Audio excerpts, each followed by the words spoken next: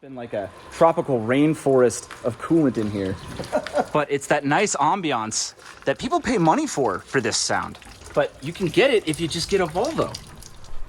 What's up everybody? My name is Elliott, but you can call me the Motory Notary. And today I'm back with my 2005 Volvo V70R equipped with the special 6-speed manual Spaceball transmission.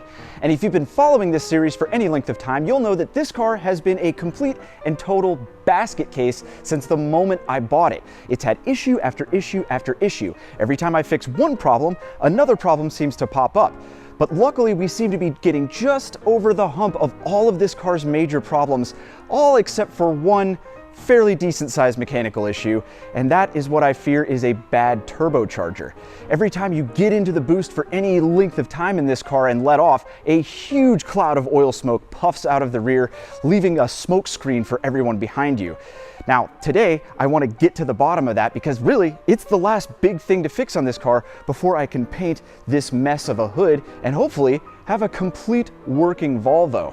So let's get right into it and start working on the final issue on this car. Now, while the primary focus of today's video is the turbocharger on this car, there's also another thing I wanted to tackle first. Like any good YouTube mechanic, I read all of your comments, and a lot of you were concerned that I didn't bleed the brake system on this car after installing the new pads and rotors. Now, part of that is because I didn't want to make the last video 35 minutes long, but also I just actually didn't have time to do it at that time of filming. And I've driven the car around maybe 5 or 10 miles, and really the brake pedal doesn't feel that much better considering the amount of work that was done to it. So I think today I'm gonna have my uncle take it for a drive, see what he thinks just to make sure I'm not crazy, pick up some new brake fluid, and then bleed the brake system on this Volvo. Honestly, it's about time I make this Volvo bleed after all of the bleeding it's made me do, both physically and emotionally. All right, well, we're on the way. Good job. We're on the way to O'Reilly's to get brake fluid to do this brake bleed, but I wanted my uncle to drive it because, well, he's never driven it for the first time, and first of all, pretty fun, right? Yeah. But second of all, try those brakes and let me know if those feel good to you. They do not. They stop. Not sure. But the pedal feels funny. It does. I hope that bleeding will take care of that. It is a fun car. I just want those brakes to be the Brembos that I know and love. I love to put my foot on the brake and it feels like you're stepping on a rock and the car will send you through the windshield. Right, this feels like you're stepping on a sponge that's been soaking in a sink for like a week. And then it eventually stops. But it's not the bite that Brembos should have. But step one, we got to get brake fluid. And then we'll have the car up in the air and we'll get some old fluid out, put some new fluid in. Next thing you know, you do the hokey pokey and you turn your Volvo around.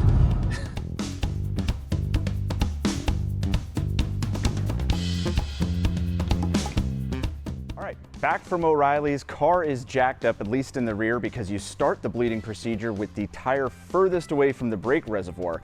Now, I'm not doing a complete flush, but because we're here and because we're doing a bleed, I am going to suck out the little bit over here in the reservoir just so it gets down to the minimum level, top it off with this fresh Prestone .4 fluid, and then we'll do the bleeding procedure. Like I said, starting with the right rear because it's the furthest one away. Should be pretty straightforward. I know the brake replacement was. As long as this goes without a hitch, we'll be doing the hokey pokey and turning the Volvo around in no time. All right, step one is obviously remove the cap. Not complicated there. But what we want to do is remove it just down to the minimum level because below that you risk introducing air into the system, which is precisely what you're trying to get rid of by bleeding the brakes in the first place. So we'll get to suctioning this out with what I can only describe as like a horse syringe. Hopefully this can hold brake fluid. Oh yeah, this is not the color of brake fluid. Should be. Pretty yellow. So we're gonna take a lot of this out. That's gross. Ah, I'm trying not to spray brake fluid all over everything either. I think that's about as much as we can suck out. I'm gonna risk it. Oh yeah. I guess take the wheel off and see what comes out here. Look at those nice rotors. Now it's pretty straightforward. You just have these little bleeder valves here, and they have 2 rubber caps over them. Take the rubber caps off, loosen them with an 11, pump the brake pedal a couple of times, and enough pressure should build up in there to push out any of the excess old fluid and or any air in the system. Okay, because what I'm going to do is when you push down, I'll loosen it. That'll allow fluid to go out. Then I'll tighten it back up. Then you let the brakes up. So you got your foot on the brake, push down. I'm down. All right, I'm holding. Yep. Okay, let it up. By the way, it did have some air in it. Really? Yeah. Yeah, good. All right, to the floor. Yep. Okay, let up. You get anything out? No, that time nothing. But that's not bad. The first one did. So pressing down or letting up? I'm up now. Okay, first one did get that noise and I was joyous. It's down a little bit. Not too bad. Again, no funnel, risking it. And that's about all that was lost. Not too bad. All right, now just rinse and repeat, times 3.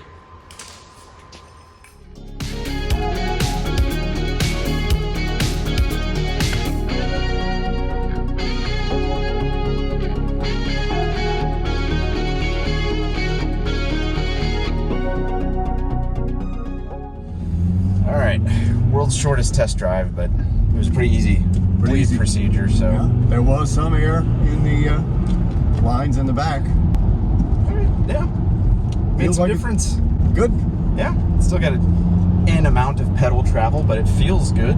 That sounds great. Mission accomplished. Yay. I know that this could have been done in the last video, but you know, better late than never. Yeah. But we do have to head back because now the less fun procedure is among us. Now we got to take the turbo off. Yikes. All right, well, the brakes are bled, the test drive is done. There is an improvement, so let's get to the meat of the video today and get this turbocharger out of the Volvo, which means I'm gonna actually have to move it from the studio. We're gonna have to juggle some cars around and get it on the lift because I think there's a little bit on the top and there's a little bit on the bottom before we can get this snail out of the wagon. So let's get to juggling, and next thing you know, I'm gonna yank a turbo out of this bad boy.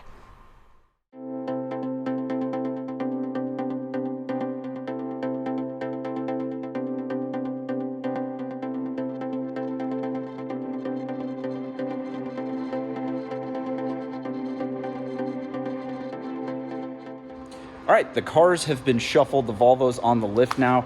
Let me show you what all this is going to entail. First and foremost, the turbo is back there by the firewall. We're gonna have to remove this big strut bar. This big pipe is gonna have to come out of the way, and there's a few more bolts we can get to from up here. After that, it's all up in the air and there's some stuff underneath the car. But first things first, you just gotta start taking some stuff off. And I really hope that none of these bolts are absolutely seized on, but given the amount of time that this car sat and was outside and just sitting in the elements and moisture, could go either way.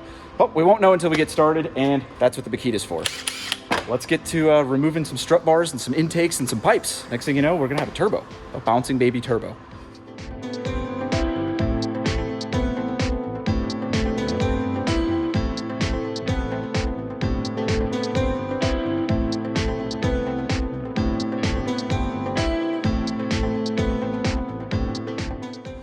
Okay, a majority of the stuff is out of the way up top. The intake, the box, the pipe, all that is off. But let me show you one sign that I know the turbo is at least not performing as it should, other than the massive plume of smoke that happens anytime it's under load. If you look at the charge pipe, it has oil all on the inside of it there, and I think an amount of it out here. And that means blow-by of some sort. The turbo is consuming oil, or it's at least letting some go into the intake, which is probably why the PCV system was so clogged up, and it definitely means a bunch of oil is blowing into my catalytic converter every time I drive this car. I actually recently got a low oil level warning last time I drove this thing to Cars and Coffee, which means this thing consumed like 1.5 quarts of oil in about 100 or 200 miles, which is just simply too much. So now it's like 3 bolts to remove the downpipe, and then I think we have to get the car in the air, disconnect an oil and a coolant line, make a huge mess, and the turbo's gonna jump right out of this car. Probably doesn't want to be in there anymore. It's sick of it.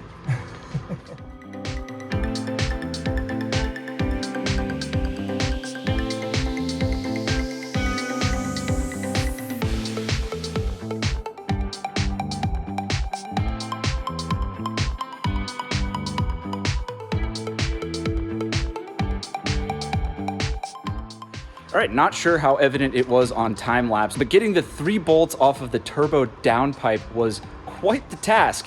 those are on there, believe it or not, and they're off now. So now we are one huge mess away and then 3 more bolts away from this turbocharger hopping out of there like the Easter Bunny.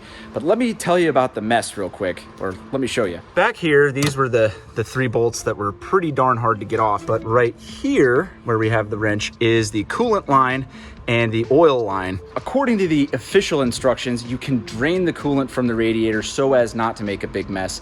The way I see it is we can just take these off and it'll only make as much of a mess as there is coolant in the system up to that point. So I put a little pan down there and we're gonna loosen this thing up. It's gonna drip everywhere, but then we're one step closer to getting this out. Let's see if this is a huge mess or if it's not a problem at all. Yeah, my uncle's already in the engine bay. Wow. This thing is on there.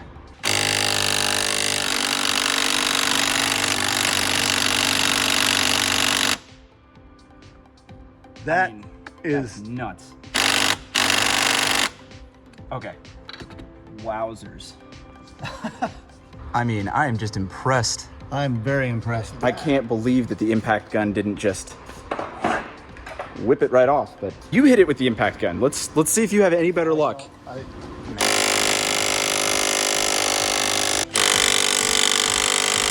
What are you supposed to do with that?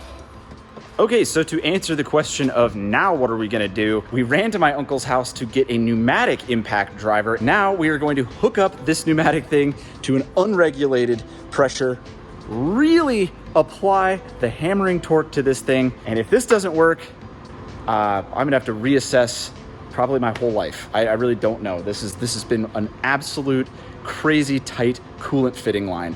It's wild. Let's do this. Oh, look. Is it the impact gun or did the penetrant work because we walked away from it? I'm calling it the gun. That came off so easily.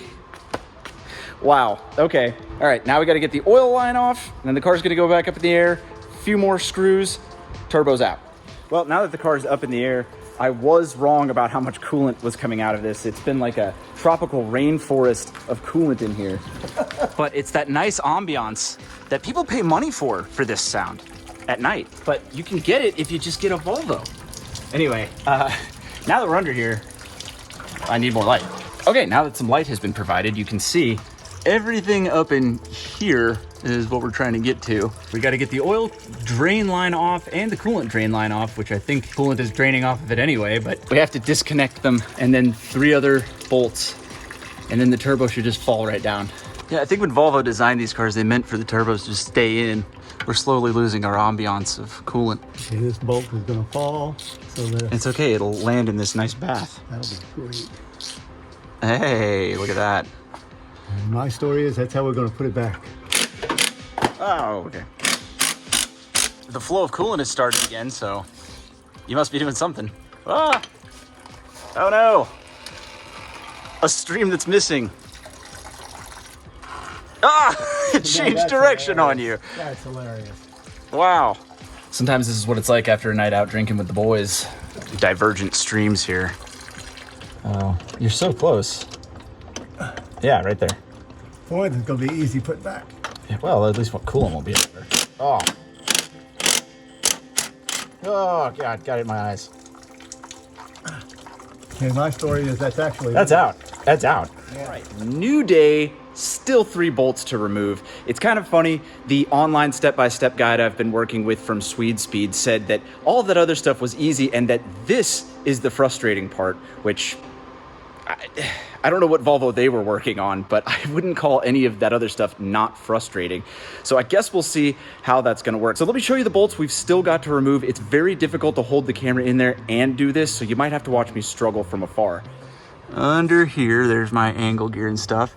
We have, well, there's a manifold bolt there, and then another one that's even harder to see up there. I've let it soak with a solution called 50-50, which is 50% acetone and 50% automatic transmission fluid to really hopefully loosen those nuts up, and well, I guess we'll see.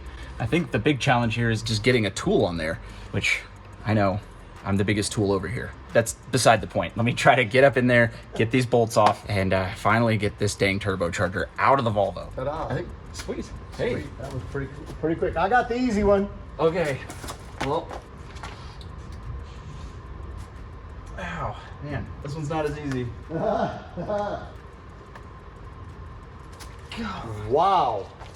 Wow. You actually are compressing the springs on this car when you're pulling it down.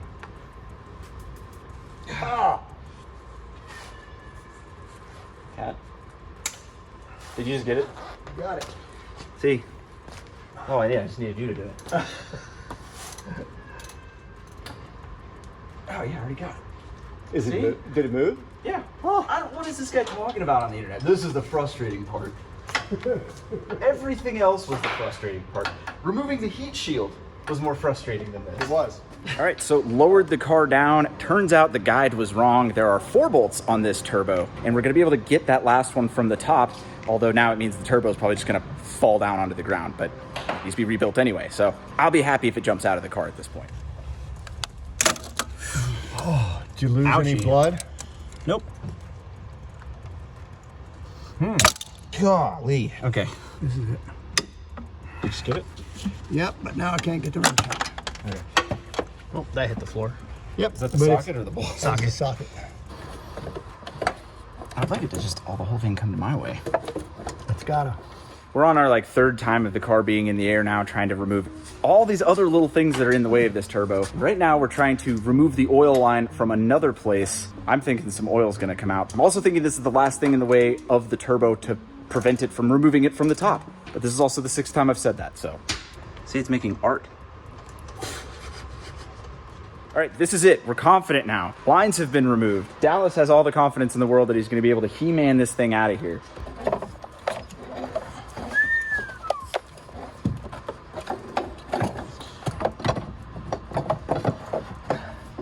Oh, look, almost. Yes, yeah. Look at that. It's off. Wow. This has been a real problem. Good job. It spins pretty freely, actually. But its problem was not making boost. Its problem was leaking oil. Yeah. But those blades have seen better days, I guess. Well, good work, boys. Definitely not a serviceable item for the average person, I would say. Does anybody agree with that? I would say that it took 3 of us. It took a table full of bizarre tools. Wow. And a hammer and Dallas. There we We're go. all tools. We're all tools. Exactly. All right, well, after 2 full days of working, the turbo is finally out of the Volvo. So what now, you may ask? Well, I'm gonna package this thing up and send it off to have it rebuilt so that it doesn't spray oil anymore, because that's just not what turbos are supposed to do. After that, I'm gonna hopefully put it back in and remember where all these vacuum lines and stuff go. And then the car is mechanically pretty much done after that. I should just be able to enjoy it. But that is gonna do it for today. I gotta package this thing up so that way I can hurry up and get it back. Be sure to follow me on Instagram. It's a great place where I share behind the scenes photos and I try to show you guys what's going on with my life there. Follow me on Facebook, join my Facebook group. It's a great place to share memes and I'm almost always in there interacting in the comments. And other than that, be sure to like, share, and subscribe on this video. It greatly helps my YouTube performance. And I will see you guys on the next video. And I gotta put this thing down. It's actually kind of heavy. I don't know why people don't do turbo curls. Yeah, it's like 5 PSI right there.